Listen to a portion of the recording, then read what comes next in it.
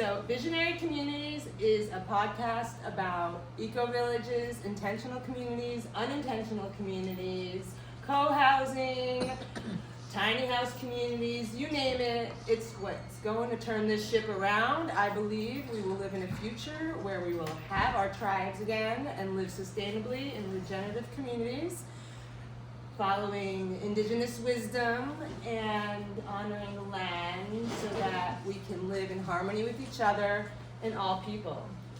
Today's show, I have Ben Schwartz, who's an amazing activist and a Farm for All co-founder, a cooperative co-founder, worker-owned cooperative of White Pines Community Farm, and a radio station starter in Honduras. What can you just tell me the name? It's called Radio Para Comunidades. Radio Para Comunidades, and also what else do you? And also work with the women's cooperative. Right, the women's cooperative. In Honduras, growing medicinal herbs and coffee. What's the name of it again? It's called Mujeres Luchando para un Futuro Mejor. Women Fighting for a Better Future, for those of you who don't speak Spanish. And he also is a lifelong forager and farmer of medicinal herbs, and I'm really excited to have him here. I've known Ben for, I don't even know how long I've known Ben. I can't even remember where we first met. A long time. I've known him for over 10 years. Yeah. Where did we meet first? Well, I know we were at Earth First Gathering together on your land. That was not that long ago. Oh yeah, in Socrates. That was fun. Yeah, but it goes way back before that. Yeah, and we both forgot. So this is how long we've known each other, which is great. We have a lot in common. We have a lot in our history that we share as well, which, as I've gotten to know him, is exciting.